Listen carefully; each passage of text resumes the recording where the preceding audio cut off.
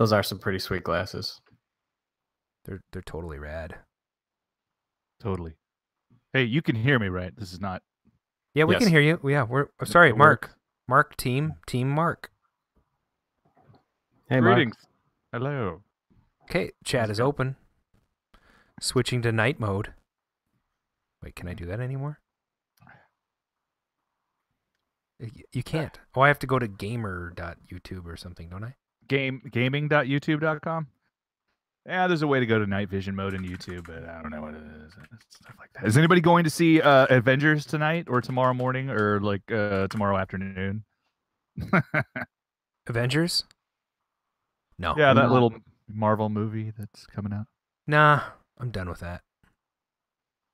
Shut your whore mouth. You know what's funny is I don't know a bigger Captain America fan than you, Mark.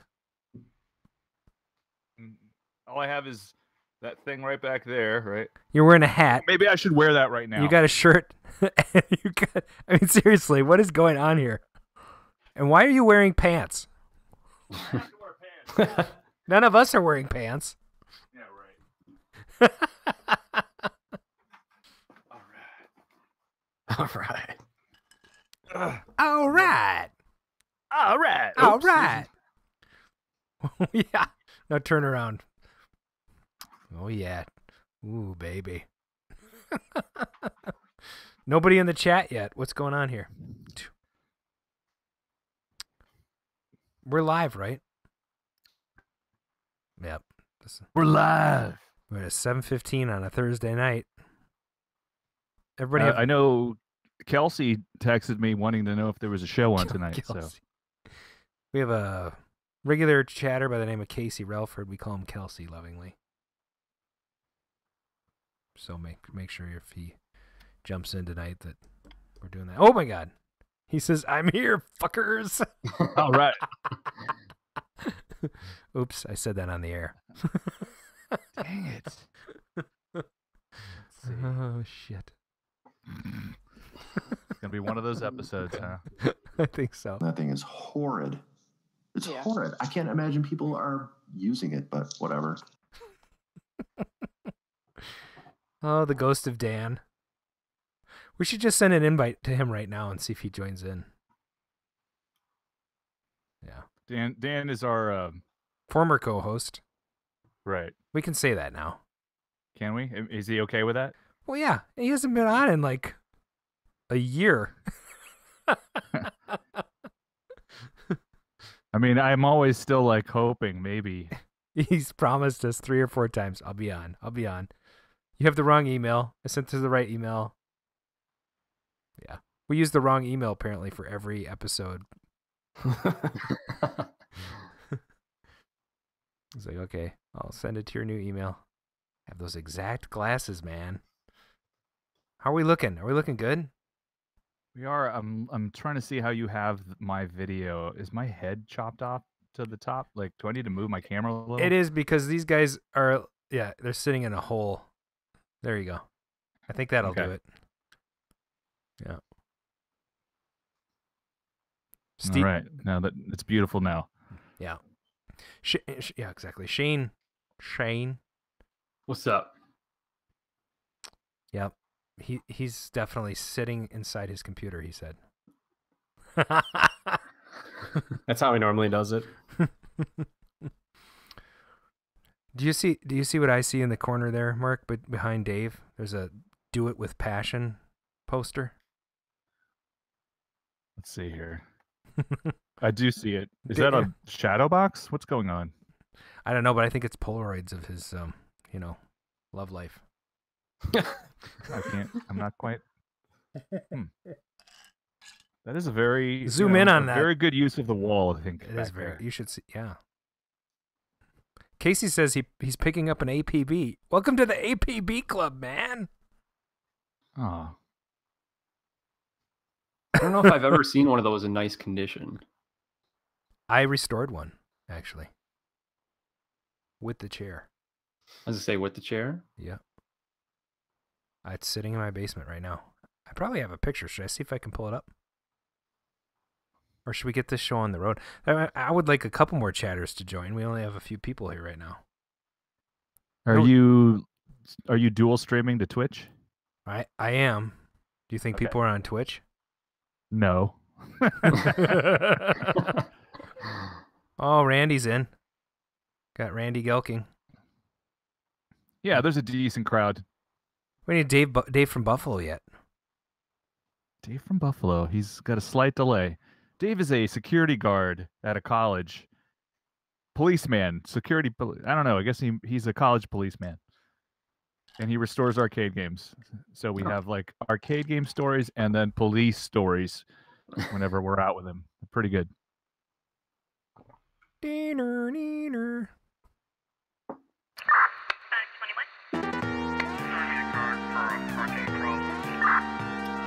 Yeah, there's a problem with the price here. You better send someone over. Car 54, where are you? It's the Price Police with Dan Reed. We never did get to do that segment. Yeah, right. Dan's price police segment. We invented this new segment for him. Right. What's the latest on Clav where somebody wants to sell some? Oh wait, so a turkey shoot is for sale, I think, for a high price. Oh yeah, how much? I don't know, less than 5,000, more than 3,000, somewhere in there. Sweet. Um, Do you think Bob? probably. Do you think Bob What's will be on the show tonight? If he is, I may have to vanish for like 3 minutes just to see where he's at. It's okay if he's not on tonight. I heard he got arrested. Did he get sick? No, I think he's being processed. Oh no. Yeah. Well, he did get Yeah. into a karate champ fight 2 weeks ago. Yeah, I can't even remember what he did last week. Who can? Huh. That's how my every week goes. Right. All right, let's roll. What do you think? Let's roll. Do it. Because we'll play a little Cosmotrons. You hear this awesome ruckus going on here? And that awesome music? Flag out red, no fuel.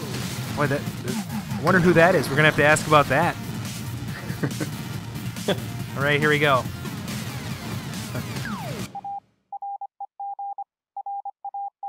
Live from KOYR Studios in Minneapolis, Minnesota, this is Arcade Radio.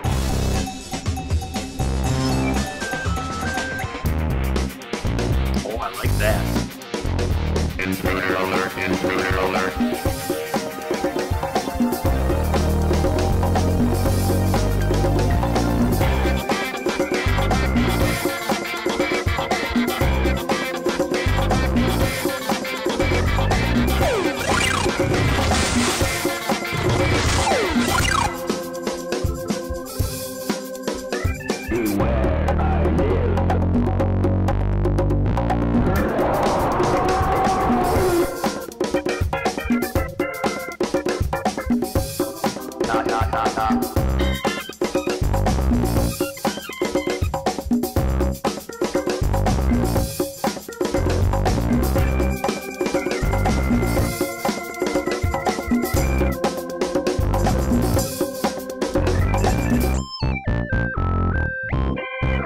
Hello, and welcome to Season 2, Episode 16 of the Arcade Radio Podcast. Today is Thursday, April 26th, 2018, and the time is now approximately 7:22 p.m. Central. Thanks for joining us in the Arcadosphere. This is your host, not Adam Levine. Tonight, I am joined by Mark, Meet the Time Runner Shields, and the guest host of Arcade Radio this week, Shane Gutbrod and Dave Furr. Welcome to the show. Hello, world. It's great to be here. It's Hey, good. everybody. Hey, what's up? Oh my God, you guys had a good show at MGC. We should talk about that in a little bit. What did you think about that show? Man, it was a blast. It went by so fast. You know, It was crazy. I did send a message to the mighty Dan Lucen, and I said the show was absolutely stunning in its first year at the new venue, and I think they should run it Thursday, Friday, Saturday. What do you guys think? I'd be fine with that.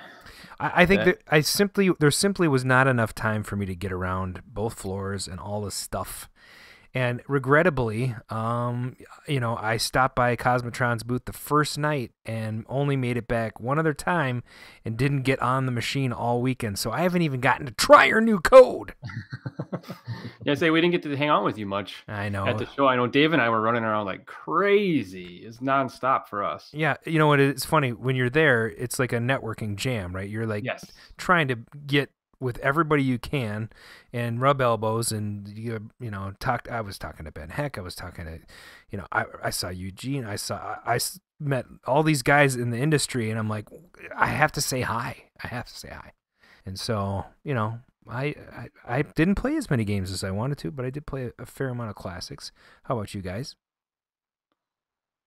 Very little. We played some of the other indie developers there, Galactic Battleground and Death Ball, and I played the new Iron Maiden pin because it happened to be right next to where we were. Yeah. And quite honestly, that was all I played the whole weekend. Oh, what'd you think of that Iron Maiden pin? I liked it. I thought it was cool. I'm not a aficionado by any means, but I like to play. Yeah. I enjoyed it. I thought it was fun. Yeah. Cool. And how about you, Shane? Did you play anything fun?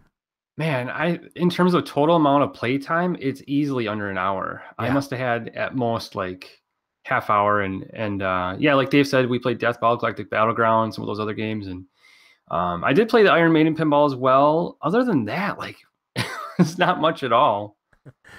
That's okay. So the first segment of the show is, what you've been working on in the hobby. So let's kick it off. Shane, I'm going to let you go first since you're already talking. Yeah, sure. So in terms of guests or listeners, I am an arcade collector, as well as Adam and Mark collects as well. Mm-hmm. That's correct. We're okay. Big time restoration guys and collectors. Mm-hmm. Okay, so I have about like 20 machines at this point, and most recent acquisition, I picked up a really, really nice, super clean ripoff by Cinematronics. Super original, still has the original vinyl on it and everything like that. One really neat thing from MGC is got to talk with Eugene Jarvis, and I had my Robotron and my Defender at the show. So that was really awesome meeting him. We played Cosmotrons with Eugene, and then I had him come over and he signed my Robotron and my Defender. So that was a very special experience. I'm super jealous. He's been on our. Oh, I love the ding. So I'm super jealous because we want to get him on the show, if not just to talk about Raw Thrills. Sure. But I have a Robotron cocktail, and and I have a signed business card from the first time I saw him at MGC. It's under the glass, but it's not the same as having him sign the actual machine. Yeah. So that's pretty damn cool. Good job. Yeah, that was really special. And then my friend Jason is, a lot of people know him. He's a big Vector guy. He was very close to having every single Vector machine, and he's partying with some of them now. So I'm getting a couple more Vector games from him. A nice Omega Race, a Lunar Lander, and an Asteroids. So kind of a lot of Vectors these last couple days, which I'm excited about. Sweet. Yeah. Are we talking about Jason Kopp? No, Jason Mazurik. Oh, another Jason. Yes. I'm looking for an app that automatically sounds like the bell at the bellhop station. So you guys, that's pretty good. That was actually really a good ding. I like that quite a bit. So, Dave, what have you been? Oh, wait, Shane, what have you been working on in the hobby? Well, like actually, besides just kind of acquiring, well, really, the time that I used to spend working on my games and cars and stuff like that, it's now like 100% devoted to Cosmotrons. Sure. So I'm not really doing tons of time like working on my actual machines or doing like cap kits or fixing stuff up and so on. It's more so like time that I would normally spend is just for full blown Cosmotrons time now. Sweet. Well, with that, I'm gonna take my turn. I don't usually go right away. I usually wait till somebody forces me to go. So, but you said cap kit, which is interesting, and I'll get to that in a minute. But I bought an MM1 Row AMI jukebox recently, and it's kind of rare. It's from 1967. And it's a beautiful machine. And the pictures of the MM1 that you can find on the internet are all kind of crappy. So I got to take some pictures of mine because it's in gorgeous shape. But, you know, beautiful chrome lines, red accents, and a carousel front glass. And I bought it for $220 at a local estate sale outlet. So they buy out estate sales, and then they sell all the stuff. They categorize it and sell it. And there was a jukebox there, and I talked them down at $220. I took it home, and it was too cold, and they didn't have the key. So I ordered a key, and I was just hoping for the best. Well, last weekend it was warm enough, so I cracked the thing open. And inside there was a box of 45s that had been stacked in there. And, you know, like mail order. There was about 30 of them in there. And I had already gotten a bunch of 45s with it, and it's loaded up. But it's all 50s and 60s, and it's rock and roll and country from that era. So I'll probably not keep it all, but there's some fun stuff in there. What's your time era that you're gonna put, you know? It's well, if I keep it, it's gonna go 80s or 70s. Of course. 70s or 80s, and that's mostly probably late 70s, early 80s in that box. Ooh. But yeah, so I got this thing, and then I started digging around in there, and I found a thermostat, a Honeywell thermostat which probably is from 1967 also, and then like a mounting plate. So clearly he had used the jukebox as storage. There was a speaker in there, a brand new speaker. Like he had maybe thought there was a problem with the speaker, and then there was a coffee can, and in the coffee can there was a rag and a volume control, and I'm like, okay, so maybe he thought the volume went out or something, so he ordered an extra volume control. And so I took the rag and the volume control out, and the coffee can was half full of quarters. Whoa. $114.50. I was going to say, did you count it up? Yes, he did. So my jukebox just got substantially cheaper. So you gave the guy back his quarters? Or? No, he's dead. The guy's dead. I'm sorry. So anyway, I was fixing it all up. You're dinging. I think if you just do it right from where you are right now, it'll just work fine. You know, you don't have to hold it up to the mic. It just works. There's like a long delay. There it goes. So anyway, there was all kinds of problems with the mech, so I got the WD-40 out, and I cleaned the idler wheel, and I got everything working. It was returning records, and everything's functioning except for there's no sound. And so what I think happened is this guy thought, well, there's a problem with the sound, so I'm going to replace my volume control. And it probably started with one channel going out first because he bought a speaker. And then he's like, well, nothing's working now, so I'm going to buy a volume control. And then he never did anything with it. So my guess is that the amp is totally toast. And I bought a complete cap kit for the power amp board and the preamp board. And I'm going to do a cap kit this weekend on the thing and hopefully get it working. So that's what I've been working on in the hobby. Dude. Good times. Hey, let's hand it off to Dave. Dave Furr, welcome to the show. Hey, guys. So I don't have any great story about cap kits or anything. You know, and like Shane said, a lot of my time lately has been just absolutely focused on Cosmotrons. You know, we got a lot going on right now. The one thing, I guess, you know, at MGC, I'll show you guys something. I had brought because I do have a decent collection of old video games. Yeah, right on. You know, some classics, and one of my favorites from back in the day is General Chaos. And Brian Cullen was at MGC, obviously. Is that a Sega game? Yeah, from Sega Genesis. It was the first. So he signed it. He signed the book, the cartridge, the cover. So that was really awesome of him. We've met him a few times before. Who is it again? You know, Brian Cullen. Oh yeah. He also made games, Rampage, right on. Arch Rivals. Just watched an interview with football. Pigskin, yep. Yeah. So this was I don't know how early on, but I believe this was, you know, at the beginning of what they call Game Refuge, which is a company he still, you know, does things with, a company that I believe he created. And this was the first 4-player game, first game on the Genesis to use a 4-player adapter. Sweet, I have that. So thing. It's kind of cool. Yeah, it's a cool game if you haven't played it. It's one of those games. Another one, you know, kind of a team cooperative. You can play 2v2 stuff like that. Sweet. And I had a lot of fun playing that as a kid. So All right, so I have a couple questions for you as a Sega owner. Can you give Sega enthusiasts and people that are interested in the platform a few pieces of advice? First of all, I'm going to ask you a question. Which controller do you find the best to use with the Sega Genesis, a.k.a. Mega Drive? Man, there was so many of them. I'm not even sure. I might just have to go with the stock controller. Just the 3-button, the big ass, yeah. that squishy piece of junk. What? Oh my god, it's the worst thing ever. Can't even believe you said that. Okay, 6-button Japanese controller. Boom. You got to have that thing. 6-button. I don't know that I have a 6-button. You need to get one. I'll send you one. I'll have to check that out. Give me your address and I'll send you one. Hey, wait! You need to send Aaron his Donkey Kong sticker. Oh. Now that you just reminded me. Where's it at? Is that it? This is it. Oh wow! I haven't even opened it. Oh man! I was just gonna put it right in the mail to Aaron. Okay. Well, sorry. Totally, just Plus, I owe you.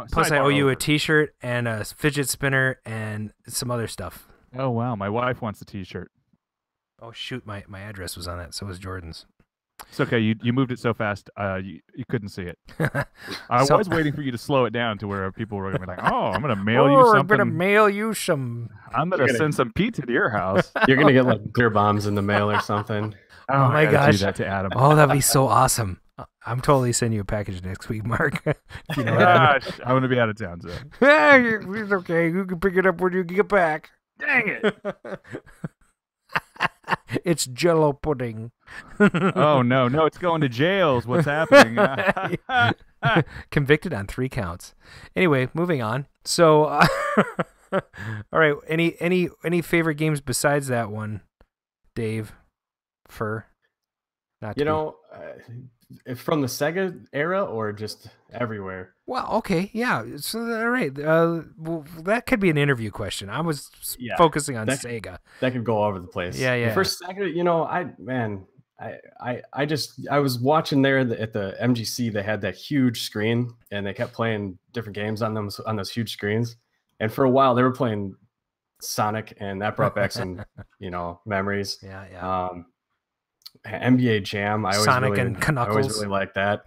Yeah, Sonic and Knuckles. There were so many good games. All the Mortal Kombats played those a lot. Yeah, and those were good on the Sega. Those were great ports. I think they were. Yeah. So that leads us to Mark. What have you been working on in the hobby? Okay, so in the hobby, I picked up a Mortal Kombat 4 and a Mortal Kombat 1 cabinet when I was almost in Mexico. I pulled the board out. It wasn't. I mean, the lights were coming on. By the way, that's a weird board. It's all surface mounted and very modern looking, even though it was 1997. Oh, that just reminded me. I bought a Tron board today. Interesting. And you didn't talk about it. No, we've moved on. Yep. Oh, wait, keep going. Anyway, so it's broken, and then I wrote to Xenomorph on Clav to see if he could fix it, and then he recommended some other guy who hasn't logged in since January. And I emailed him, and he still hasn't replied. I think that man is either stuck under something heavy or dead. So I'm not sure who's going to fix my Mortal Kombat 4 board. There's that. I have to go to Las Vegas. There's a party that is renting my DeLorean. So I'm going to drive Saturday and Sunday, and then make a very relaxed pace. And then the party is on Monday night, and then as fast as possible, I'm driving back. And then on Friday, I'm going to Nebraska to hang out with my wife's grandma, and like her cousins are getting graduated and stuff. I don't know. It's going to be.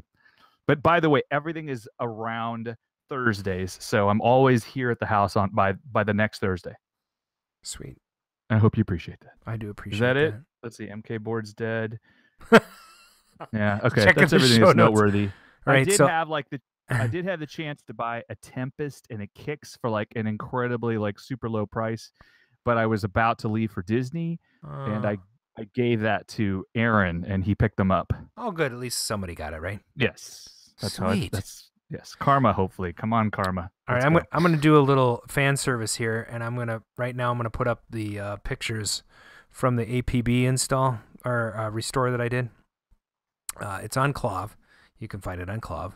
Is it showing up on the screen right now? I can't. No, I just see your face. Really? Yeah. I might. It might. Oof.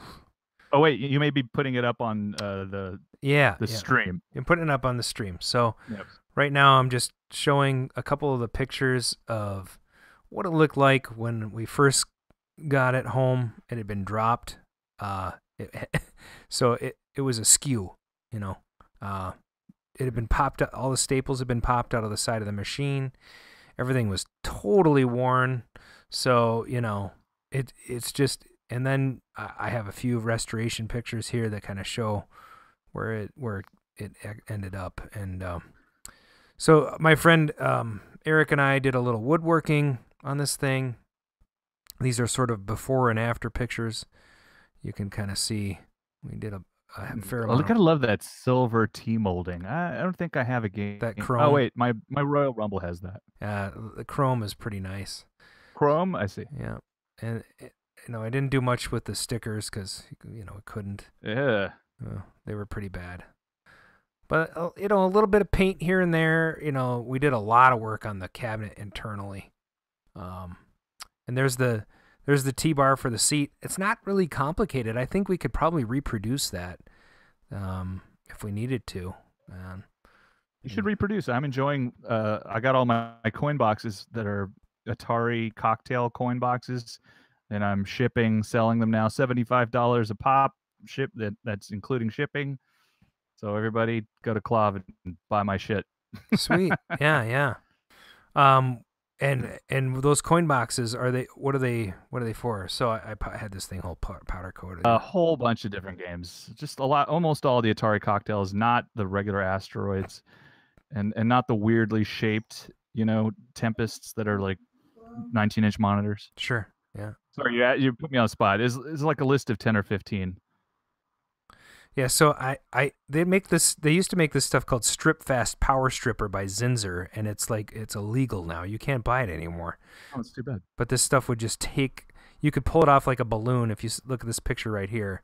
Oh, I think I've used that before. It's fantastic, and they don't make it anymore.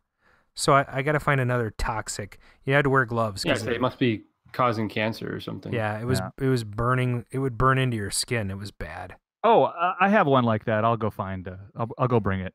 Yeah, we got to figure out something else to use for that. But here's me cleaning off. I mean, just meticulous. You just look at how it's like a rubber band. It pulls off like a balloon. It's just the coolest thing. So little spray paint. I upholstered the seat. Yeah. Was that your first upholstery job? Yeah. Can you tell?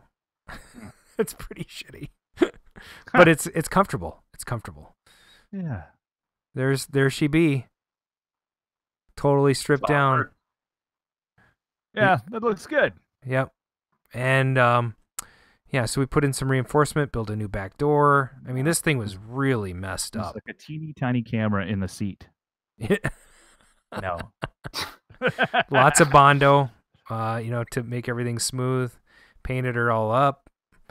And then Rich from This Old Game actually does the artwork. So if you wanted reproduction artwork, I also reproduced the instruction card that sits in the back of the door. So that old thing has a brand new, and I cut a hole for ventilation and put a fan in for the monitor. So we made our own new back door out of plywood, which made the thing about 20 pounds lighter. Oh, and somebody had put in micro switches, and I had to switch everything back to leaf. So that was fun. Those bastards. Yeah. So ultimately, this is the piece of crap I brought home, and that's the thing that I have now. Oh yeah. Is she beautiful or what? So too bad the gameplay's weird. Right? I love that. Repro the seat for me. Yeah. Nice. I had to share that. Casey, you deserve that. You're a good... Oh, and speaking of Rich, he actually is mailing me a vector. I mean, he did a marquee of the Nintendo Hellifier that I sent him the artwork for, so that's coming. Sweet. We're all going to have Nintendo Hellifiers this year. Great. It's the Arcade News with Adam Stevens.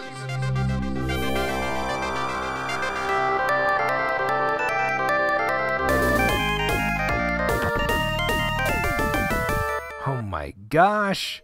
We have a couple of interesting news articles this week. Arcade Classic Tenured Fight. Tenured. Let me try that again. Arcade Classic 10-Yard Fight is the Switch's first football game. Sorry, but if you were hoping for Tecmo Bowl, you might be disappointed. Nintendo has been keen to capitalize on nostalgia. However, its latest attempt has us scratching our heads. Next week, and by this is brought to you by Engadget, by the way. Next week, the Switch will have a football game to call its own, but rather than say a classic Madden or Mutant League Football or EA or Tecmo Bowl, we're getting 10-Yard Fight for $8. The original, the game originally appeared on the NES back in 1985. Actually, it was an arcade game as well, and a 2-year delay after its arcade debut. So apparently, came out in 83, right? So, Mark, you can do math. What was your opinion of this game? Because I actually loved, I really loved 10-Yard Fight. Yeah, I mean, you don't usually see it much. It's usually in a converted cab. Sure, I like it. I played it in the arcade and I loved the Nintendo game. It was pretty crude. It might as well have been Atari. In some respects, because the graphics weren't super advanced or anything. What? Now, Shane and Dave, did you ever play 10-Yard Fight? I'm sure I've played it on the NES at some point, but definitely Tecmo Super Bowl. That was my go-to NES football game. Oh man, Tecmo Super Bowl is there's no other game like it. It's perfect. Yeah. I have it right here in the box. It's fantastic. What about you, Dave? Sam, I think I maybe played it on NES, but I've never played the arcade. Yeah. The arcade. And Tecmo Bowl was my jam. Well, I got to say, that was a little shout out to Grand Slam and Egan. That's where I played 10-Yard Fight. So I love Grand Slam. Even still. Yeah, I'm so sad. It's not really the same as it used to be. No, all those redemption games. I do enjoy the the electric light games or whatever. What do you call it? Where you get to shoot people? Laser tag? Laser tag, yes. You know, it's an interesting thing about laser tag. 1978-ish, they released a bunch of Star Trek toys under the South Bend brand, and they had phasers with 9-volt batteries in them. Oh, weird. Do you remember those? The phaser I got shot little colored discs, and I was having a great time until I lost all of them. I'm just trying to remember if I have that thing in this room or not. Dude, this room has everything in it. But the phasers were the first laser tag game I ever played. And it was cool because you aimed the gun at the other gun, and if the cameras saw each other, you would get a noise. And if there was a ricochet if you weren't quite lined up. And you could shoot out of mirrors and stuff too, so it was pretty neat. We got those for Christmas one year, the 4 cousins, and we played a lot of kill each other with phasers. Anyway, moving on to the next news article. SNK may be making a mini console stuffed with arcade classics. This comes from TechCrunch. If you've worked through the amazing selection of games provided by the NES and SNES Classic Editions, you may be in luck. SNK, the legendary arcade game creator behind the likes of Metal Slug and Samurai Showdown, is teasing what it looks like is its own tiny arcade cabinet. Teased as part of the company's 40th anniversary, the shrouded gadget definitely doesn't look like a Neo Geo or even a Neo G Pocket. Gizmodo notes that the description mentions a new game machine, but no details beyond that. Boy, this sounds like the Atari box, doesn't it? And the tall boxy outline suggests a small arcade cabinet, and the slab in front of it looks like an arcade controller. It wouldn't be a particularly original creation. There are dozens of tiny arcade cabinets with built-in games, but the truth is, none of them are particularly good. They're novelties, perfect fun for a laugh, and we pass it around the room, and people are like, "Oh, I used to love this game when I was a kid." But compared to their impressive, with the impressive solidity of a real arcade controllers and all the Neo Geos itself, it just isn't there. So, if I had to guess, I'd say this is an arcade cabinet-style console with improved internals, a decent screen to accommodate games newer than 1996, and a separate, perhaps even wireless arcade controller. The price? Probably around $200 or $250. Extra controller? 50, $60, and they could probably be way off. But anyway, what do you think about that? SNK classics. What kind of classics would we get from SNK? Good stuff. Oh, you gotta have Metal Slug, right? Like all of them. They made a crap ton of sports games though, didn't they? Baseball Stars. That's a really I like that one a lot. Yeah. By SNK. So yeah, Baseball Stars was good. That was a good franchise. And, I don't know. Yeah. Yeah. Say Bust a Move, Samurai Showdown. Wait a minute, Bust a Move was Taito, wasn't it? Oh yeah. I guess I'm just thinking because you're right, because it was always on the Neo Geo. Sure. MVS. Sure. Yeah. So I'm thinking they have like Double Dragon. Was that them? Or no, that was a Neo Geo, wasn't it? Yeah, that was Neo Geo. Because there's a Double Dragon fighting game on the MVS, but it's terrible. Yeah, so I wonder what SNK titles, like what is their King of Fighters. Yeah. Yeah. Baseball is all I can think of. Like, I'm very sad now. The King of Fighters, you're right. King of Fighters, that was theirs. Was that as good as like other fighting games, or is it as good? I've played it a decent amount, but not enough to like really get into it and learn it. I've always been a 2D Street Fighter guy.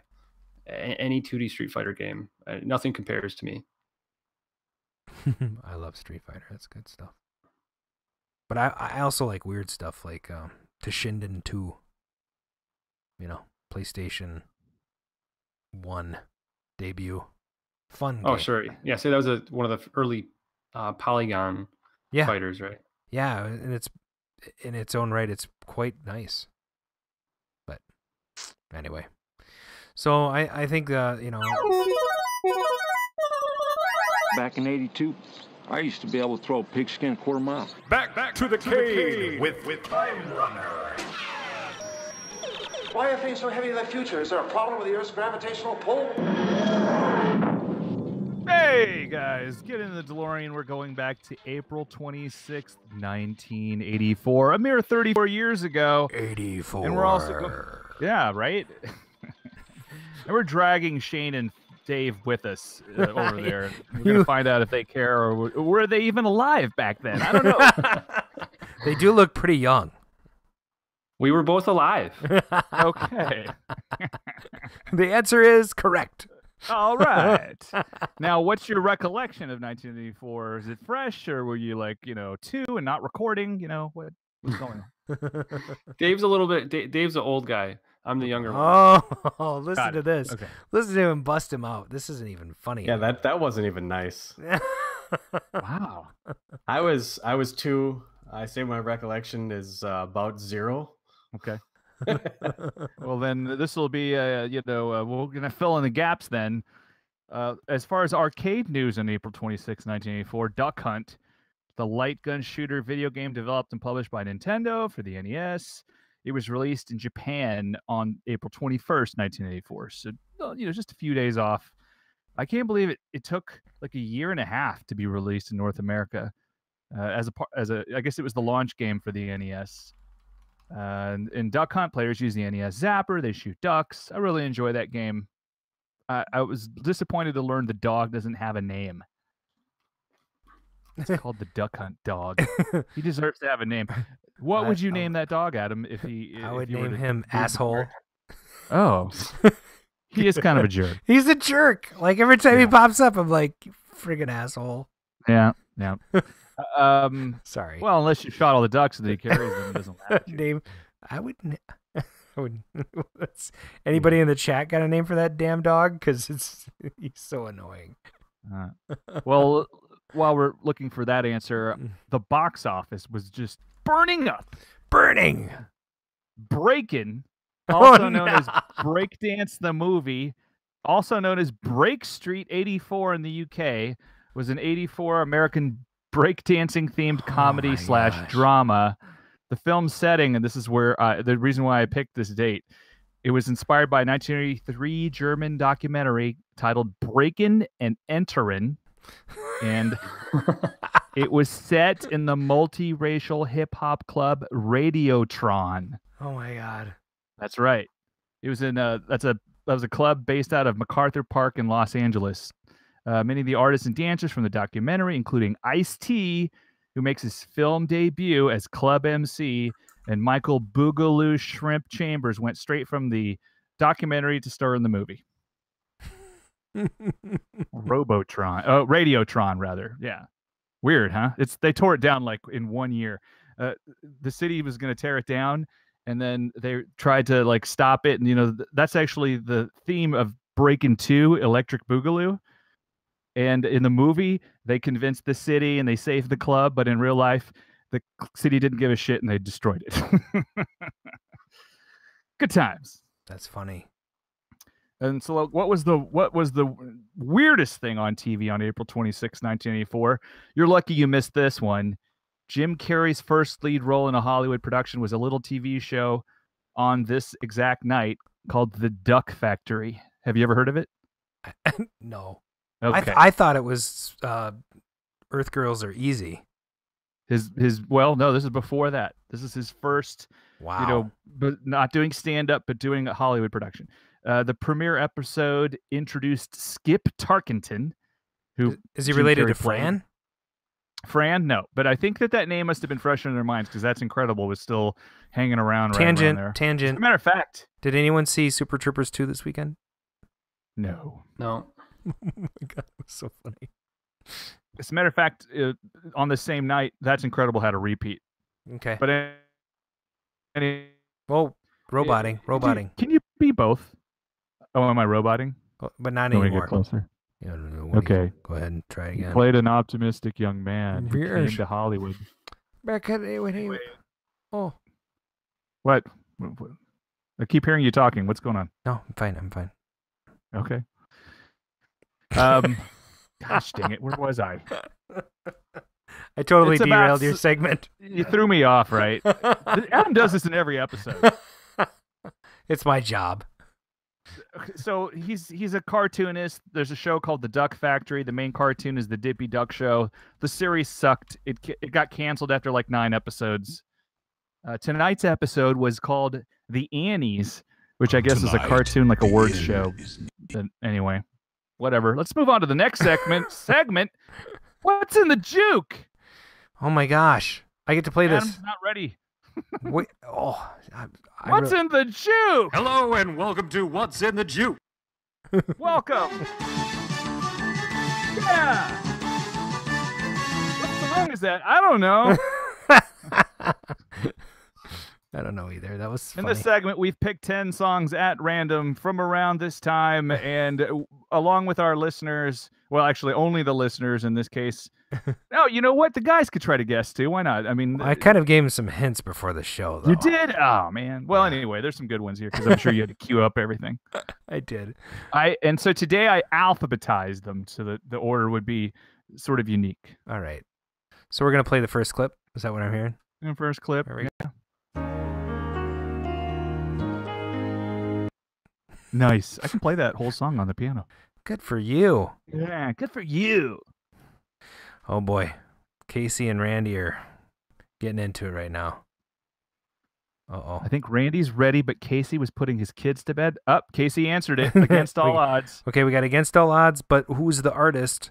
Phil Collins, and that is correct. He got it. Wow. So that's skills right there. Full point, right? Full point. Point. All right, here we go. Second clip. Here we go.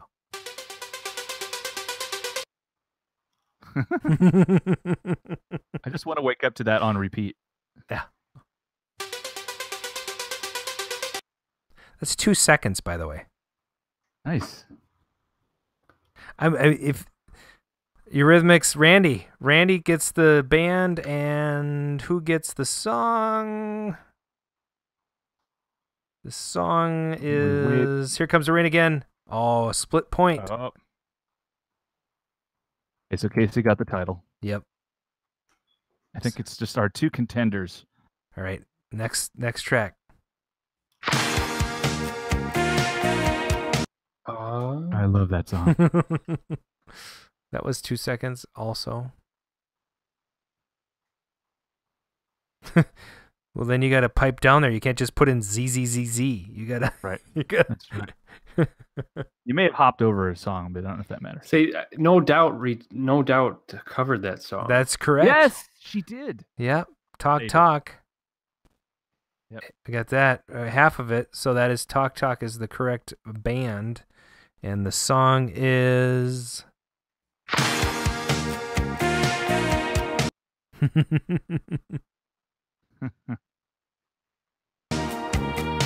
Oh, he got both. I think They're Randall tied neck and neck. Randall's, or they got like 1.5 points each. Yeah, that's right. All right, cool. Next song. This one's gonna be easy.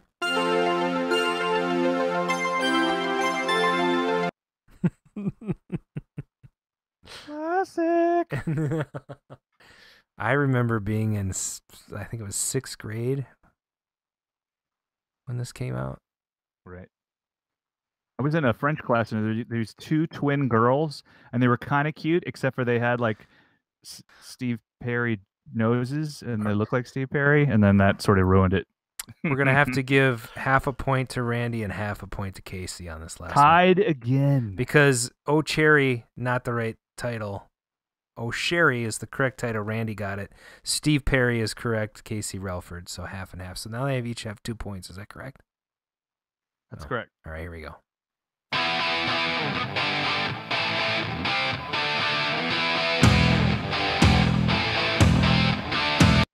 I just want to play the whole damn song for that.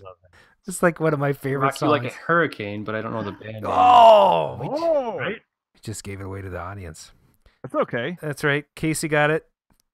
And then Scorpions, he got a point, full point on that bad boy. There's a nice delay where that doesn't matter. You Right. guess ahead of them. Mhm. All right, Casey. Pulling ahead. All right, here we go.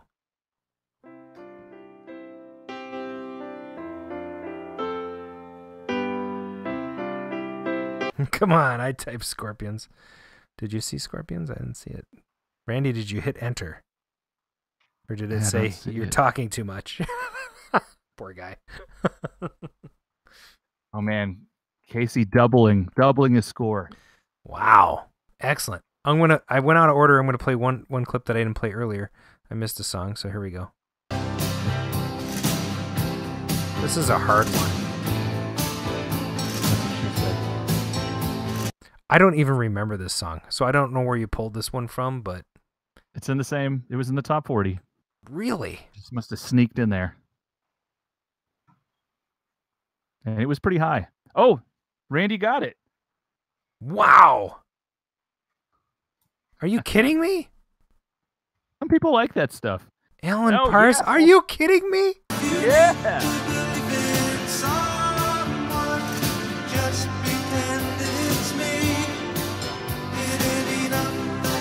Takes a long time before I get through.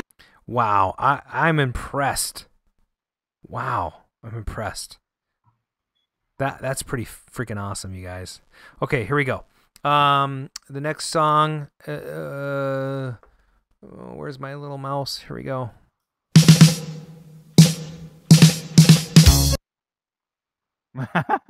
That's a tough clip. I barely remember that. Oh, I'm an MJ fan, so. Oh, there you go. Oh, me too. He's in it. It's is not in by it. him, but he's in it. He's in. That's correct. Yep. Somebody's watching me. I'm gonna give it to him. Rockwell. Yep. Here we go. These guys are good.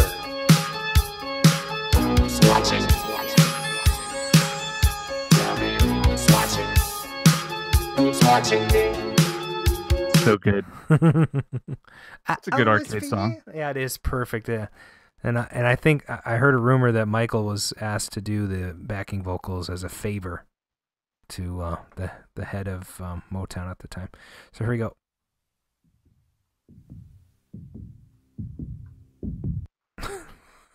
Were you stepping on like aluminum just now? What was that? I can't play any more than that.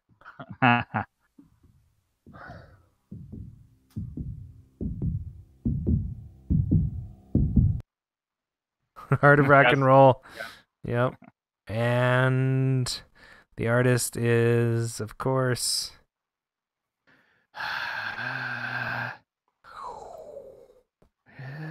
Oh, it's that guy with the band. Type faster. And the next clip is... I think we've had this one before. We had a clip by them last week. Yeah. Well, they had a lot of hits. Yeah, they did. You listen to fake news. Rude. All right, here we go. I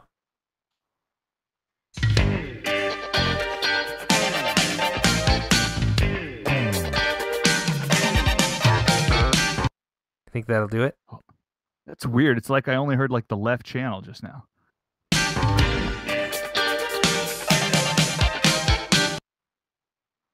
Duran, he's got that part. Yep. And nope.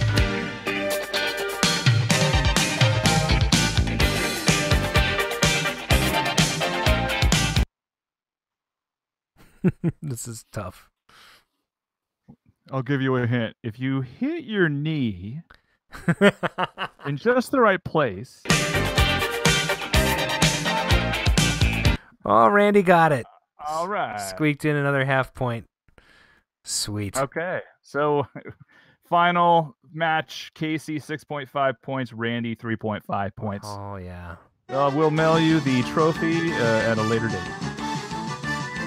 All right. And that was back to the Cade. And what's in the juke? Da-da-da. Right. Yes. All right. Well, it looks like Bob did not call in this week, so we're going to go straight to the fanfare. Straight to voicemail? Straight to voicemail? Yeah. But, we have a voicemail. Is there? Yeah, there is a voicemail in here. Huh. I should probably play it. Oh, I get to watch all of your the stuff that you're typing. Hey, this is Matt, Ron, guys. I didn't know we had a voicemail. I'm gonna get this this queued up.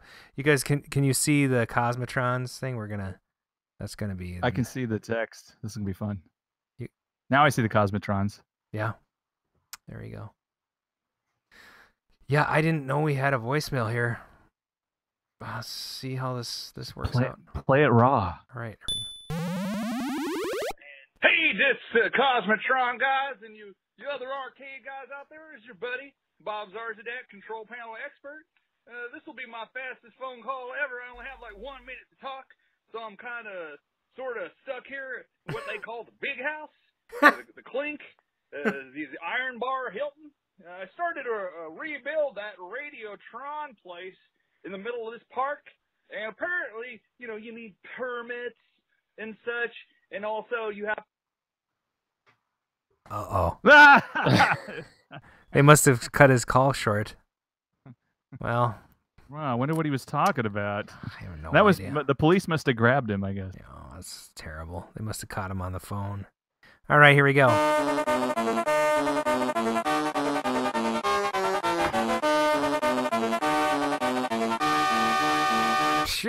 Please welcome to the show one more time, Shane and Dave from Cosmotron. Why, hello there. Hello. How you guys doing? Oh, we're doing great. You guys have had a pretty successful year. It's been crazy. See, if you think about it, like exactly a year ago is when we first ran into you at MGC 2017. It was. And I played your game multiple times there, and it was fantastic. So I'm going to play a little clip here of the gameplay while I ask you a couple questions, and then I'm going to put it back on you guys, because I think for those of you that don't know about this game, look it up right now. Cosmotrons, Arcadeaholics, posting a lot of stuff there, huh? So that's good, right? So that's great. That's great. So Cosmotrons, there's their logo, and there's a little gameplay coming up here.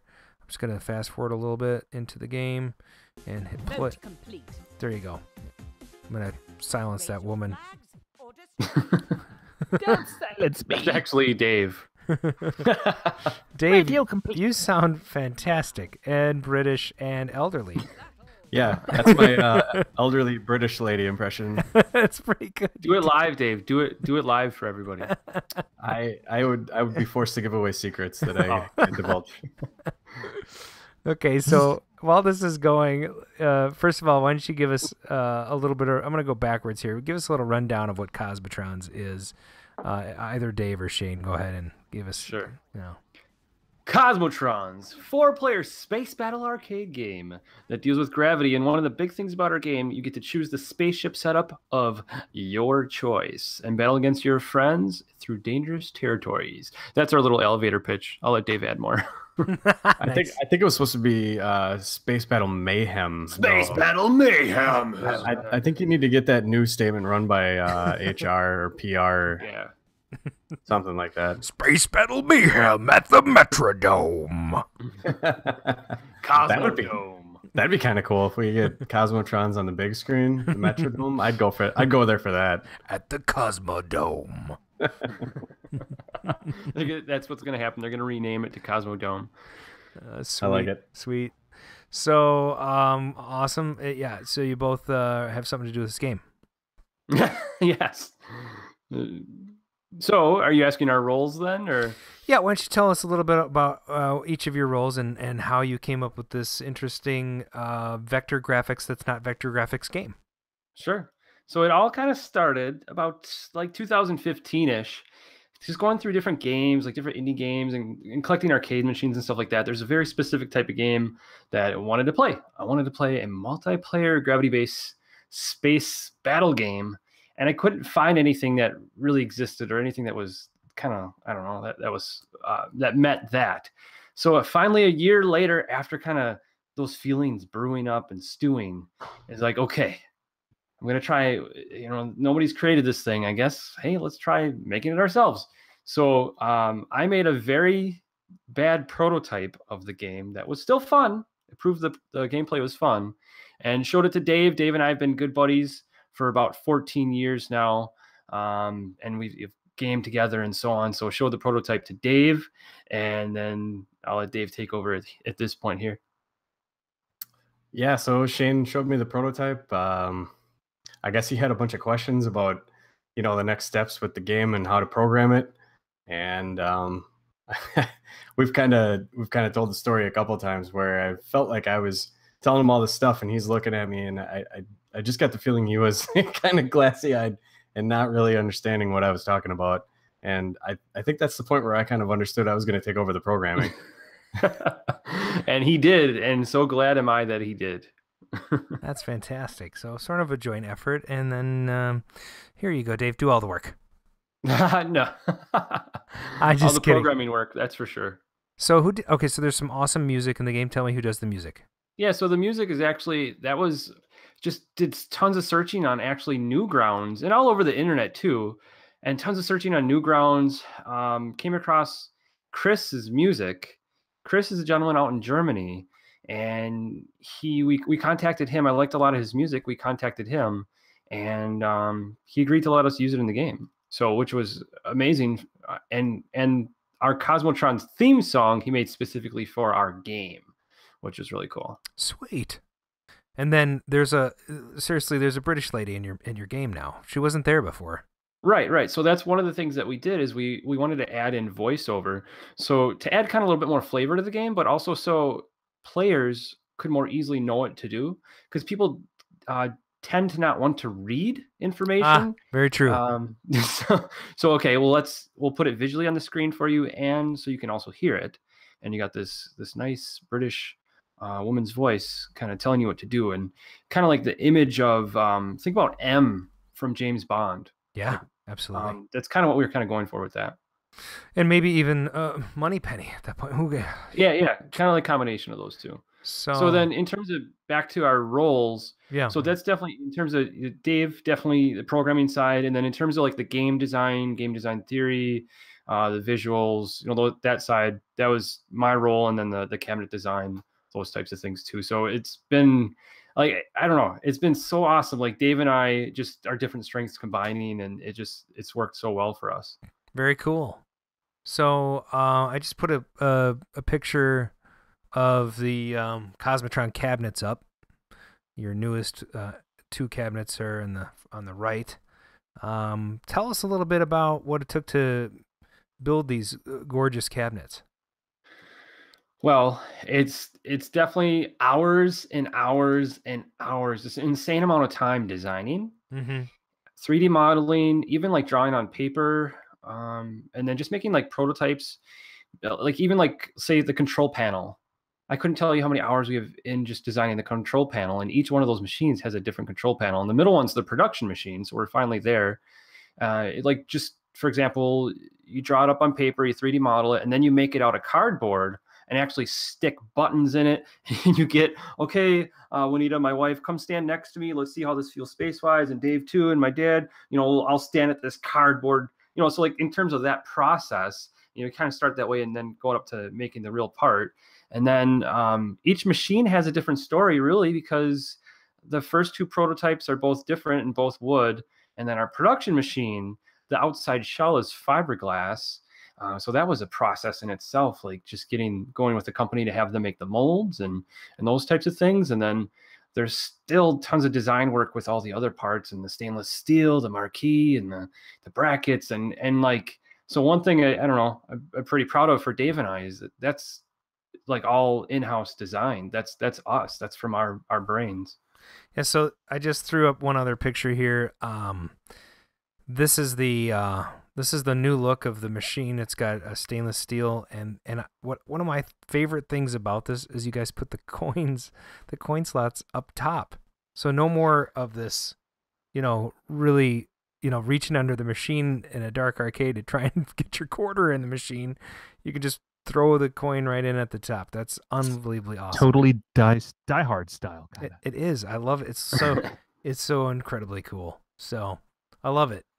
Yeah, see, that was a pretty risky, non-traditional type of design for us to do that. But my thought with it was it should earn more. You're like people that are playing, they're looking right at the coin mech, and like you said, you don't have to bend over for it or something like that. Right. And you just, as you're looking at it, man, it's just easy to throw some coins in, and it just looks nice too. That front side just looks so clean. There's no access doors or anything in there. You actually flip up the control panel to get at the coin buckets and so on. I just wanted that nice clean look.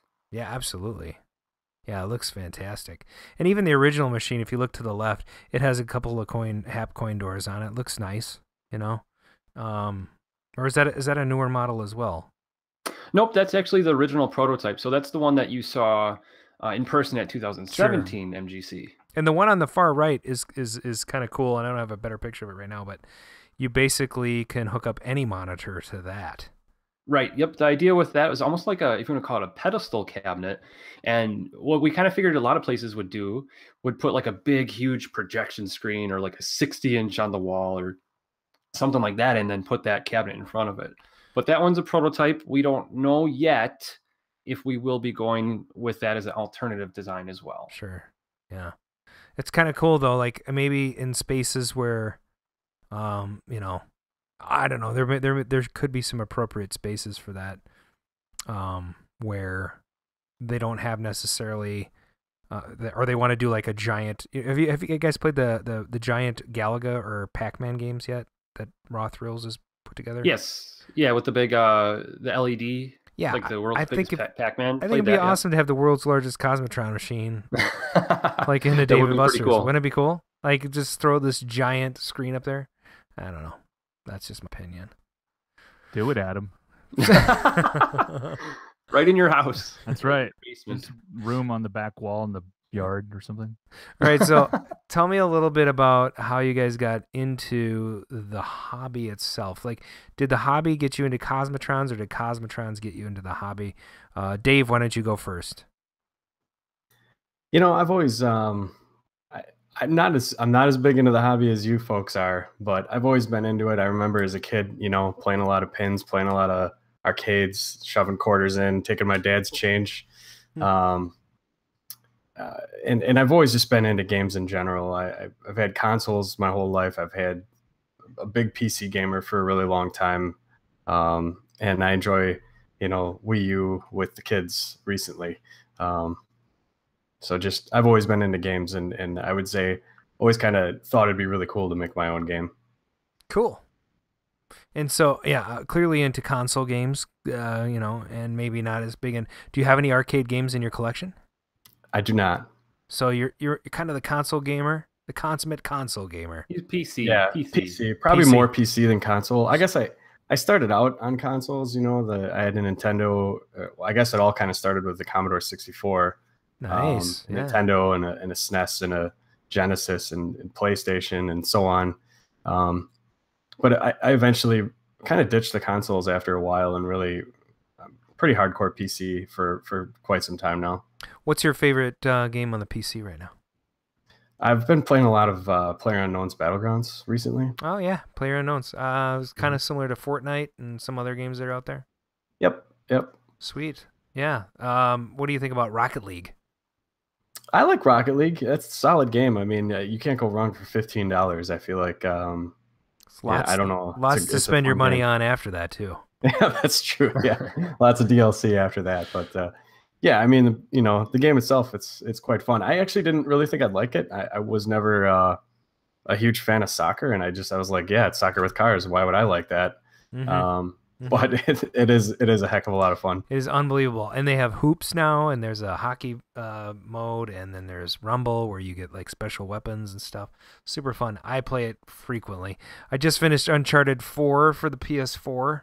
So I'm kind of, and I just got, and I have a copy of Fortnite that my buddy Andy is saying, you got to get on there and play with me, buddy, or he's going to kill me if I don't get on this thing soon. Because he's the one that talked me into getting a PS4, and then I spent the last 2 weeks beating Uncharted 4, which isn't fair to him. But yeah, so I play PC games on Steam mainly.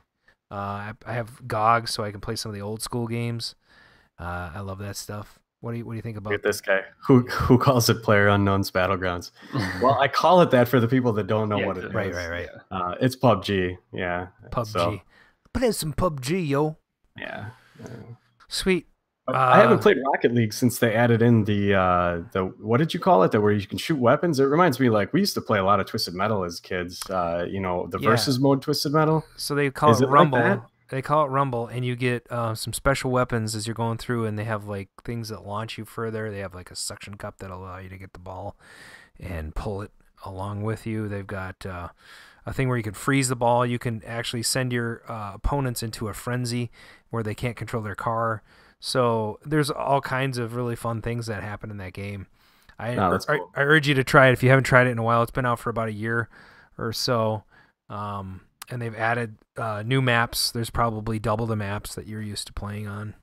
So yeah, I haven't played. I think the last I played, they had the hoops mode was in, and I think hockey was in there. And they did like oh no, that was a different game. Yeah, I think hoops mode was recently added the last time I played. Sure.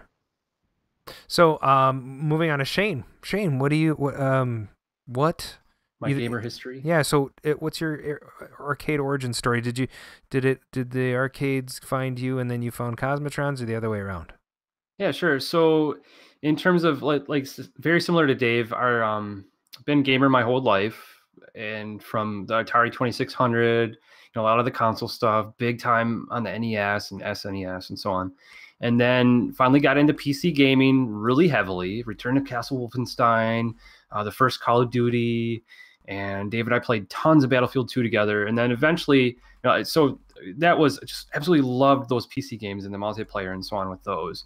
And then eventually kind of stopped playing that just in terms of time-wise and devoting the time to it. And there's a lot, Dave and I we just didn't enjoy a lot of the recent, or the games that were kind of coming out after Battlefield 2. And that's when I started collecting. Burger Time was my first arcade machine about 10 years ago. Sweet. And put it in the dining room. My wife luckily let me do that. $250, and it was like all original, fully working and so on. That was back then. Loved it. And then, once you get one, you just can't stop. So then my living room kept filling up, and then we eventually moved, and Numerous pinballs. I like the early 90s Williams. A lot of different, mainly the classics in terms of arcade machines, a lot of Street Fighter, that type of stuff. And then eventually, had my own collection, and at the new house in my living room, luckily, because I've got a very nice wife. And that's when it was like, I want to play my own game in my own house. Yeah. And it really, MGC was on our brains. Like, we want to take our project to MGC and then also have our own game in my house, so we can, in my custom design cabinet, so then we can play it with friends and so on. So and that's how this all started. And it was originally just going to be like a 2-player, maybe 2-ship, 4-level, really basic kind of small game. And here we are now, a year and a half later. Yeah, and you clearly draw inspiration from a ton of games that I love. Like, first of all, Lunar Lander, probably the first anti-grav game, or gravity-based game out there. You decided Vector. That's kind of cool. Like, I always like when people take, modern technology and make it look Vector, because that to me was the cleanest, most elegant way you could display an arcade game back in the day. Very interesting design choice there. And then to make it multiplayer and have those sort of nostalgic, if you will, creative aesthetics, where you're like, I'm going to make this thing look like a Galaga ship just a little bit, but not quite. And then I'm going to morph it, and I'm going to give it some different characteristics. Maybe this one looks like the asteroids ship. Maybe, you know what I mean? So each ship that you put into the game has its own character. So tell us a little bit how you came up with that. Well, it all started actually with the fighter ship, and that was the standard, the standard ship, and that was going to be the only ship. And then we realized, it ended up being kind of hard for most players. Mm-hmm. So we're like, okay, man, we need an easier ship. So we created what we called the trainer. And the trainer handled a little bit, it had better handling and so on, but we reduced the firepower on it. And then it's kind of like, okay, well, this is good. And then we ended up changing the name to Recruit. And Dave, he likes the trainer ship. Yeah, the training trainer. And then we kind of just went from there, because you got the stats of the ships and you kind of went above and below the fighter. So then the squid is like the fighter, except it shoots out its butt.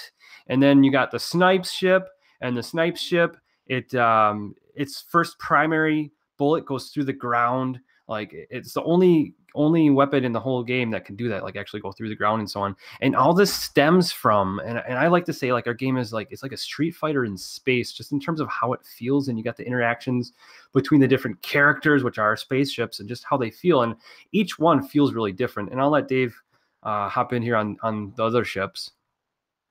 Yeah, and I do like the Recruit a lot. It's one of my favorite ships. There's no shame in playing the Recruit. Okay.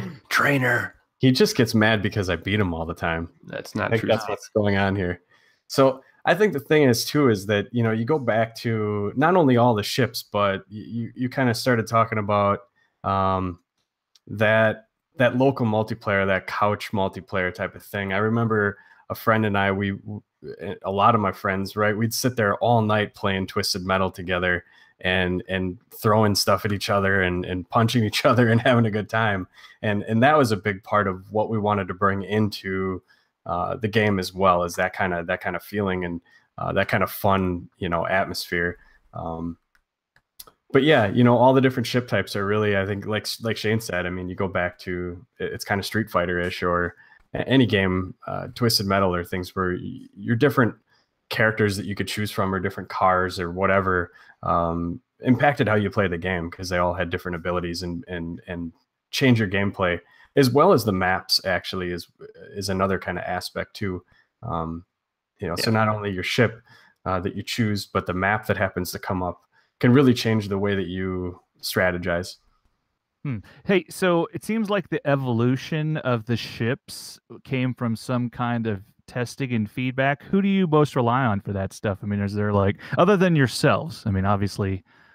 That's absolutely 100% true. I mean, we've got I can tell you, I bitched about a bunch of stuff at the first year. Yeah, I mean, we got a great group of friends that love to play all the time. And we also had some dedicated testers that Shane can tell you more about that were coming in, daily basis or every other day to come play the game as much as we'd let them. So I'm a teacher. I teach middle school, and then I started showing this game, and I teach like design and STEM and actually a game design class and stuff like that. And I started showing this game to my students during lunch. Hey guys, if you want to come in and try this game making with my buddy, and they came in and played it, and they liked it. I was, someone's kind of like, okay, we got something going on here. And then in terms of play testing, it's like, okay, you guys can come in every other day during lunch, we'll play. And then it's like, can we come in every day? Can we come in every day? So then, it's been every day since like December of 2000. What would that be? 16. Wow. So let me ask you a question. We're still coming in every day playing. And it's so much fun. What was actually there was a part there in the summer where Shane's off of school, and I felt lost. I had I was like making changes to the game, making these like relatively significant changes to the game, and I was like, where did my playtesters go? I don't have anybody to test to see if this works. Yeah, man. Back in the day, Atari had to hire people to come in and try their games, and you're here. You got a free test bed. Yeah. So let me ask you a question. What was your biggest? How hard was it for you to take criticism about your game early on? I mean, later on, you probably got used to it, and hey, this is cool, and okay, I agree with you. We can do some changes here.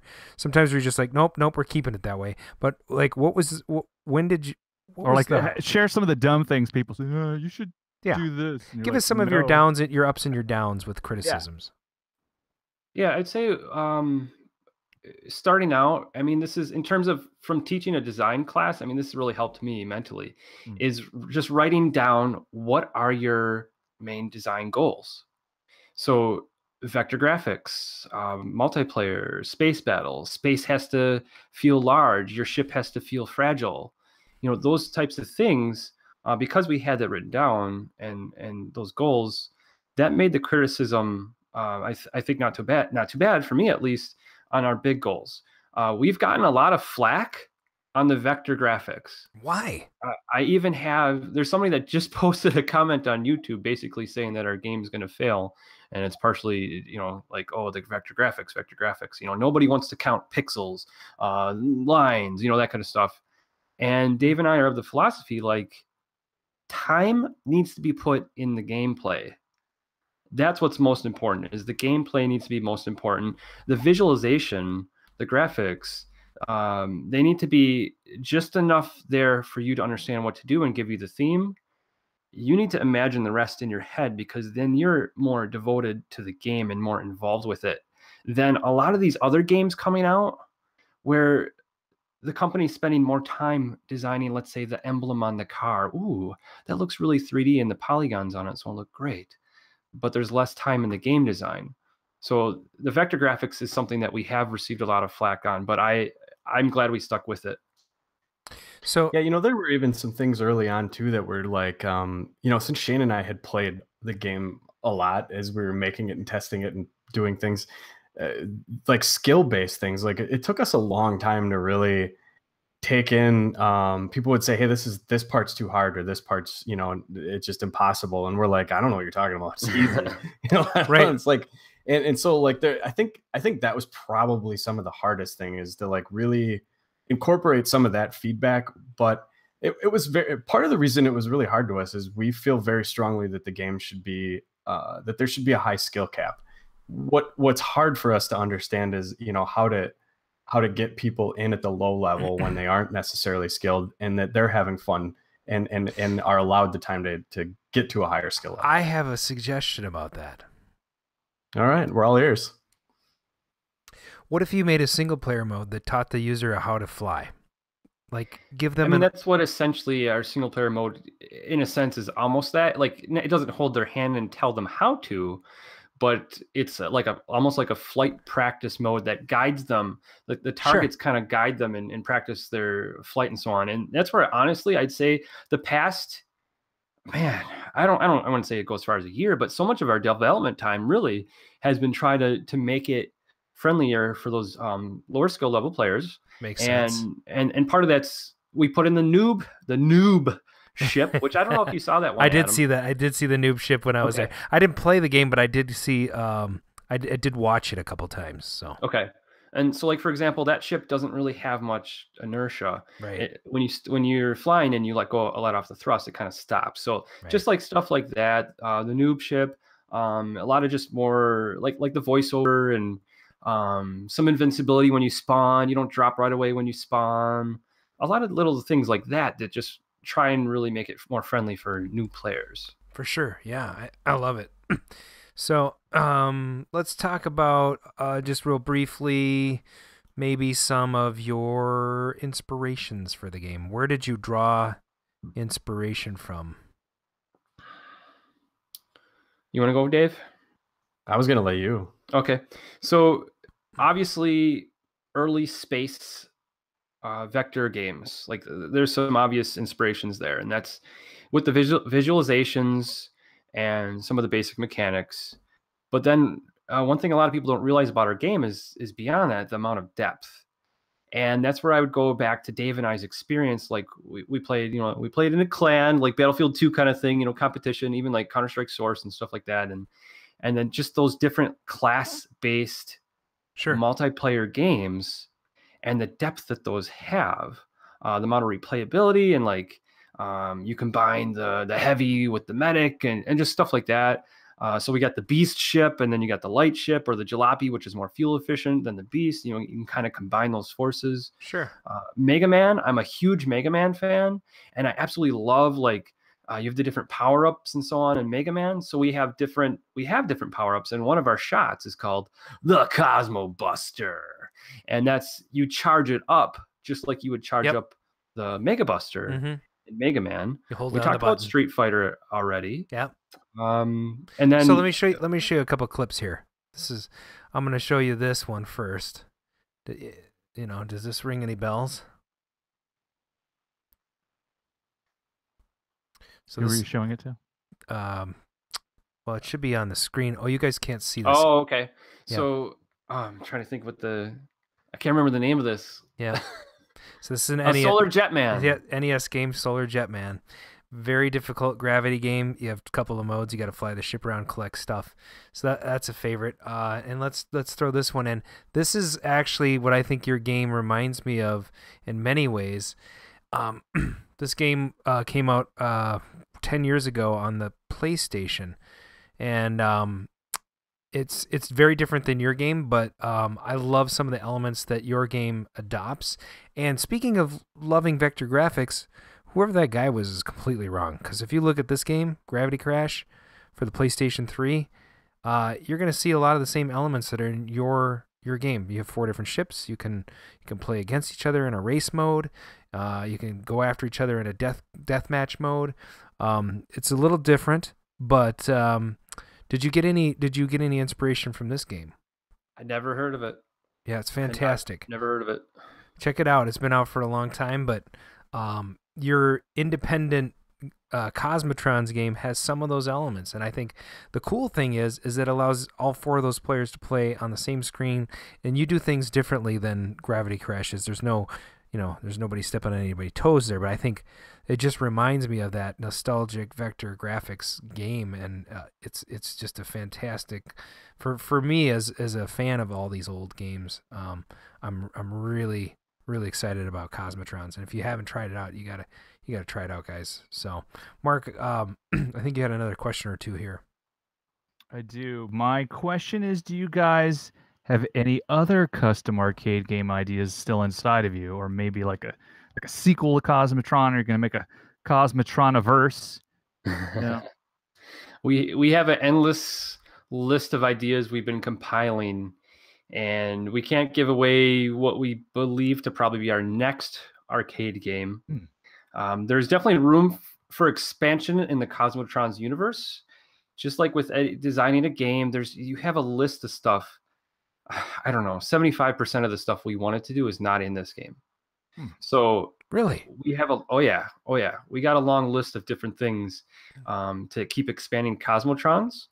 And then I would say our future games that we want to do, bigger and better. Say, what's your company's name? Would you incorporated a company or something to, Cosmotrons is the game. What is the name of your company? Our company name is Arcadeaholics. Oh. So that's where I pulled the first video from. If you guys want to go check out Arcadeaholics on YouTube, do that because they've got a bunch of gameplay videos. And can you still download the beta version of the game from the site? Nope, we took down. Yeah. We took down both the demo and then I think we called that the alpha at that point. That was way back in, I think, was April of 2017. That was the last time something was up. It was up for a long time though, and I think I have it downloaded. So I have it too. Thanks. Thank you. Home version. Make your own cabinet. La la la. Wow. I'm just going to call Escape Pod. It's funny because the cabinets are so gorgeous, and I might have to work something out with you guys at some point because I have 20 games in my arcade downstairs. I'm willing to take out two to put in one of those. I think would be fantastic. The pedestal one I'm actually kind of interested in because I could just roll it out for events and hook it up to my 55-inch television, and we could play it on there. That would be unbelievable. So might have to talk to you guys about that. We of course will be willing to support such choices. And so you're marketing this to whom?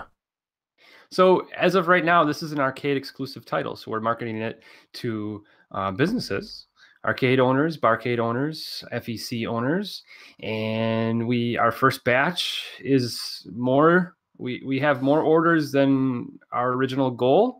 So it's exciting time, and most of the places are arcades, barcades, retro arcades. Are they going to? Is there one going to Up Down? So we have not, as of right this second. No, they were on our tour. So we were on. We stopped there on a tour in Up Down Des Moines. And the staff there is awesome, super friendly. So, and they're opening one in Milwaukee. So yes, they are. I honestly believe our game would do extremely well and make them a lot of money. So hopefully talk with them soon about that they need Cosmotrons. Yeah, and I don't know, do we talk on the air about Capture the Flag? I don't know if we did. I think very interesting game mode that you added this year. Yeah, we didn't really get into depth about that one, and I'll just briefly say it's heavily inspired by Battlefield 2, and I'll let Dave kind of explain a little bit more about it. Yeah, just going back to like Shane talked about, the teamwork, the cooperative. We really wanted to incorporate a way for people to play a mode where you could work together with your friend to achieve some objective. And it's probably my favorite mode. Yeah, I'd say mine too. I just really there's a lot going on, and especially when you get four people that are experienced pilots. Were you inspired by Killer Queen in that respect? That the team play respect? Well, we definitely like the team play. Like of Killer Queen, we did play Killer Queen when it was at Midwest Gaming Classic, and Dave and I, we had a good time on there, and we liked the cooperative type of thing in the but it was more so Battlefield 2 in terms of like the idea of like the control points, and that's kind of how our flags are. It's not like capture the flag per se. It's raise your flag. If you hover by the flag, it raises. And one unique thing that we implemented is the flags are on like a rocket. So the rocket actually moves randomly around the level, and each level has 3 flags. So if you capture 2, you can win that way, or you can destroy the other team. That's awesome. I love it. I love that team play element as well. So I think you're moving in the right direction. And do you feel like you're kind of in a sweet spot now? You're ending the development on Cosmotrons, or are you going to keep tweaking it? Well, we'll definitely keep doing stuff. We want to make our customers super, super happy. So, we're getting them out very soon. That'll be our first line of duty, is to support those customers and do whatever changes we need to do for the game then.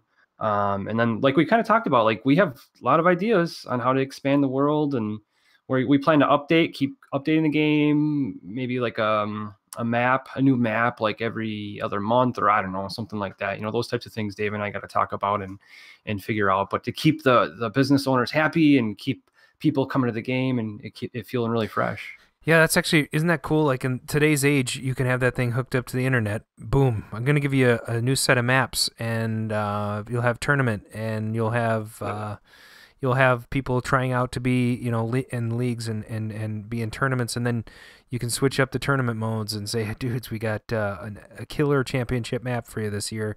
You got to check it out. So I think that's actually a really awesome way to keep your game fresh. If you go to a Dave & Buster's, you guys ever been to Dave & Buster's? Obviously. Yeah, we actually have one that's not too far from us. Sweet. The cool thing about Dave & Buster's is that they do have a fair amount of really cool games. They also have too many redemption games and stuff that I don't care to play. But people that have kids, they love to take them there and whatever, and they get to do that. The thing that I find interesting, in particular with games that, like, say, Raw Thrills produces, and no offense to them because they have a great lineup of games, but if you look at like some of the games that they're producing, like the Batman game, which has been out for a few years now, the Batman, use your Batmobile and go around and shoot things and drive around, and the huge Pac-Man and Galaga games, and some of the other games that they have come out with they're really cool. But how do you keep them fresh? You know what I mean? Like, I played the Batman game, so do I want to sit down on it again? Maybe not. The pod games are gone already. I haven't even seen that Star Wars pod game. And, the Star Wars battle pods? Yeah, the battle pod's gone. Yeah. And it was a fun game, but it must have stopped earning. So games like yours have a chance. Killer Queen has a chance. The games that have these league play elements to them, but you're doing something different because Killer Queen doesn't change their maps as far as I know. If you do that, and you update every so often, you're going to make a lot of people happy because they can come back and say, this game's going to be different, and how's it going to be different? Well, see, that's a big, in terms of our game, the replayability. That's one thing that I feel like it just really sets our game apart because you have the 7 different spaceships. So it's like the 7 different characters. Absolutely. And then we have 20 plus different maps, and many of them that are dynamic. So it's never going to be exactly the same. And then in addition to that, we have the 4 different modes. You have normal versus, you have team mode, you have be the boss mode, which I don't know. Are you familiar with that one, Adam? No. But tell us a little bit about be the boss. Okay. So be the boss mode. The idea with that is you have one friend pilot the overpowered juggernaut ship. And then the rest of them, so let's say you're playing with, you got 3 other friends, they're teaming up on the blue team, facing off against the juggernaut ship. So the juggernaut takes, let's say, 5 hits to blow up, and you can see it cracking every time you hit it. And then the blue team, the 3 of them are still the little ships that the juggernaut can just run through and smash through. And the blue team is sharing fuel and those types of things, but they get a little bit more lives because they die more easily. That's so it's interesting. kind of like an asymmetrical kind of battle. I love that. I don't know, did you ever play Quake 2 back in the day? I'm sorry, say it again? Did you ever play Quake 2 back in the day? Quake 2. So there was a mod for that called Devastator. Unreal Tournament. Yeah, Unreal Tournament came out just after that. So Quake 2 was sort of the predecessor, and it was the sequel to obviously Quake and Doom 2 and Doom, id Software and all that sort of thing. But fantastic. That was my jam. Like back in the day, I was a Quake 2 nut. And we used to have every single modification you could have for the game. And in Quake 2, they had a mod called Devastator. And it's kind of the same thing, right? You have a bunch of grunts with like pea shooters, and they're running around trying to shoot this mech. And if you were the guy with the mech, you'd pick up this rune, and all of a sudden you'd be in this big machine body, like a mech warrior, and you'd have a couple of chain guns, or you'd have a couple of rocket guns, and the rocket guns and the chain guns would overheat, so you could shoot lots of things and kill lots of grunts, and the grunts would have to try to kill the big mechs with just smaller weapons, which that sounds a lot like your game mode to me. Sure. Very, very fun, David versus Goliath mode. I think that's sort of a classic way to play, so I don't know. So any last thoughts on how this last year has gone for you? Tell us a little bit about that. One of the things that I want to go back to just the map thing real quick. We actually ran a contest at MGC, and we had all these people draw maps for us. We got all these submissions. So talking about keeping the game fresh, I'm really excited to look through all those and see what people came up with, and we're gonna pick one of those and put it into the actual game. Does anybody win a prize other than fame and admiration? Fame, yeah, admiration, pat on the back and a hearty hi ho, and a little and a credit in the game. Right. That's funny. Well, that's great. I mean, and I love the fact that you're taking advantage of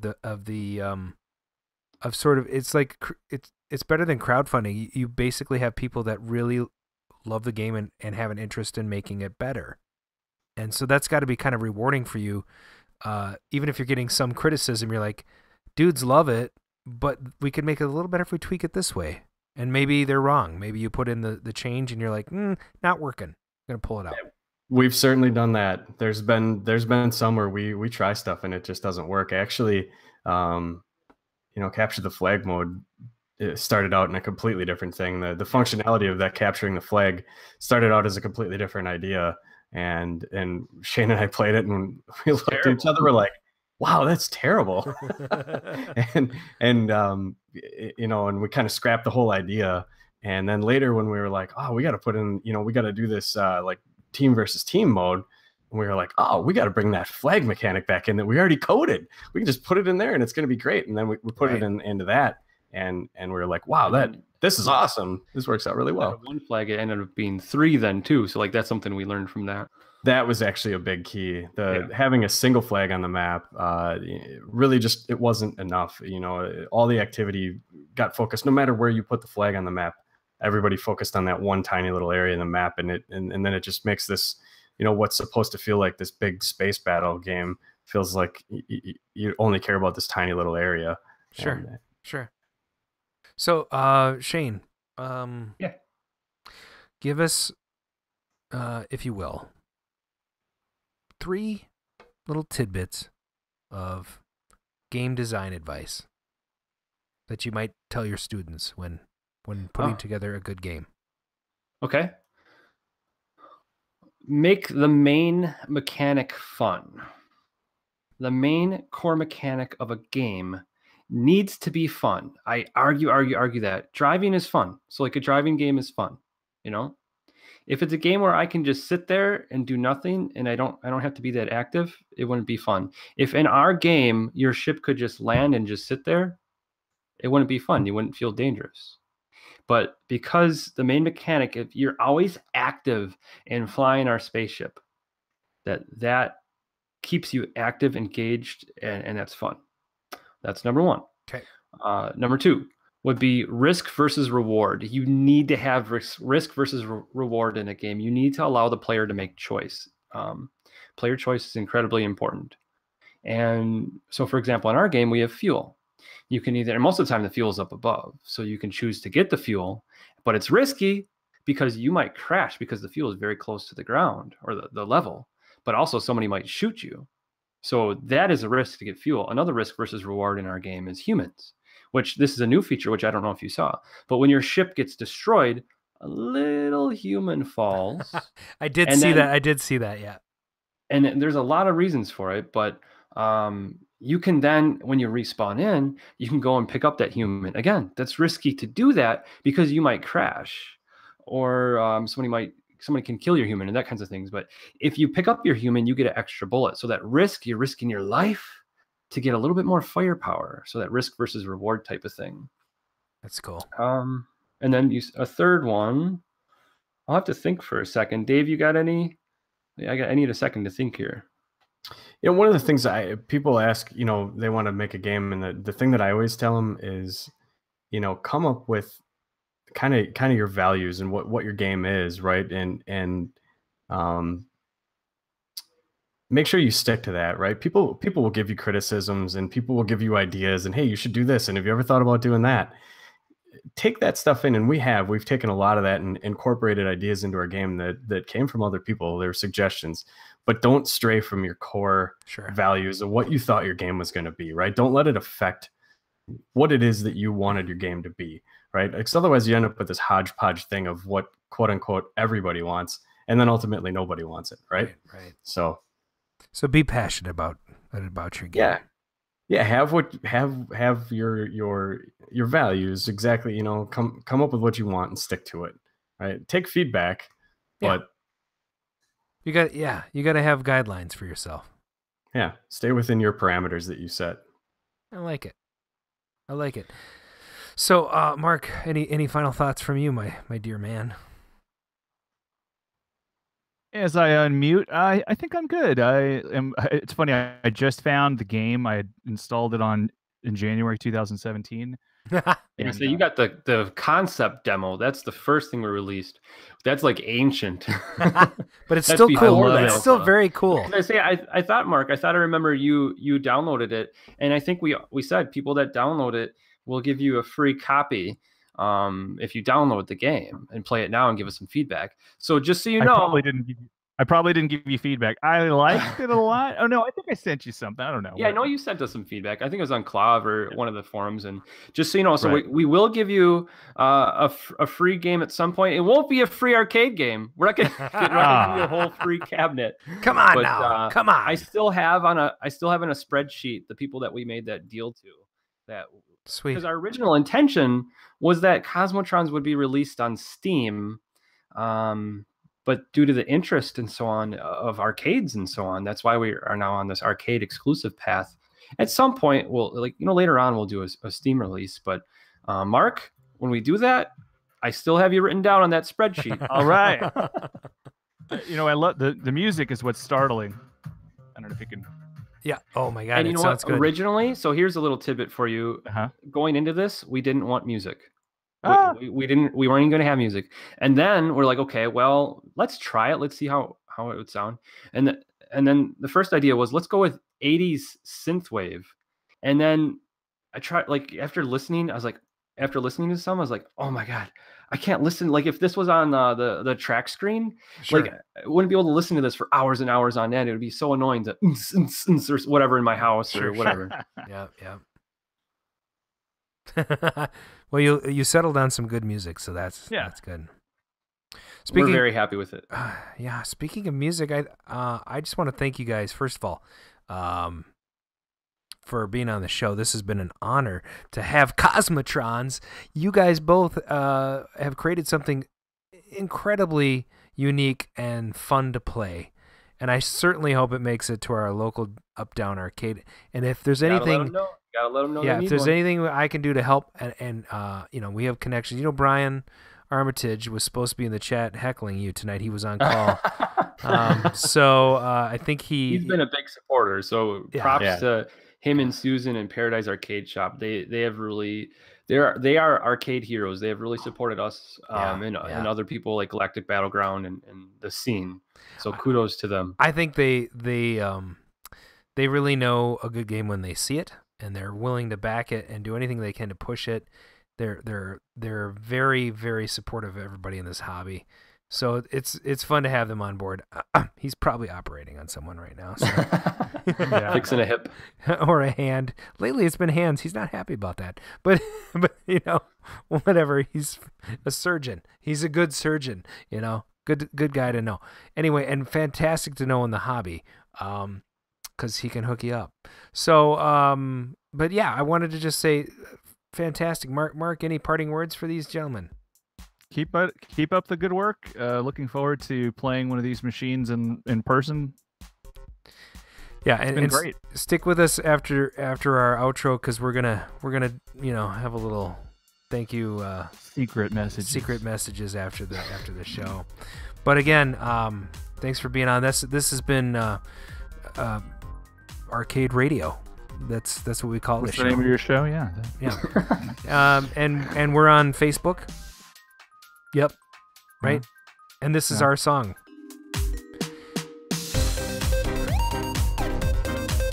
So subscribe to us on YouTube and stuff.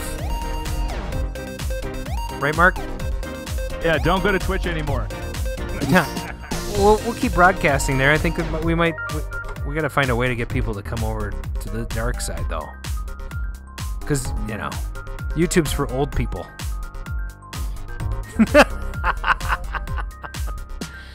Yeah. Who wrote this track? Terrible.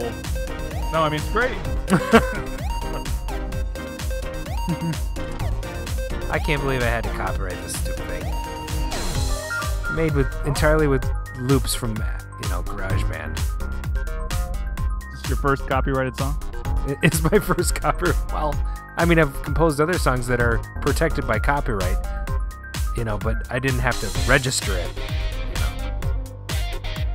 The listeners are like, shut up about this stupid copyright.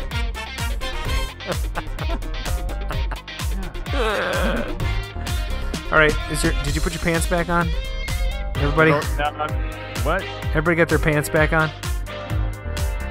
How dare you? Are you typing messages to somebody? Yeah, I'm talking about what I'm doing. This is the part where we get down. Yeah. It's a long outro.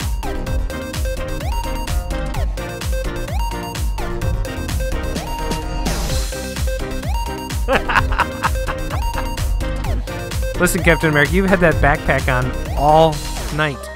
It's got to be hurting you. It's empty. There's nothing in it, so it doesn't hurt at all.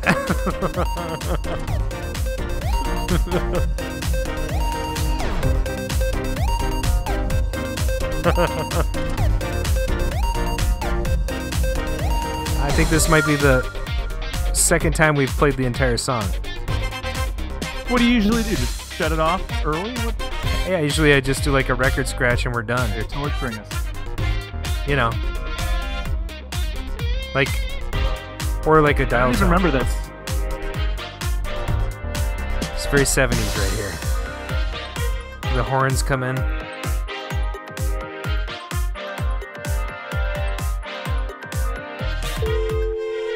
Oh. All right.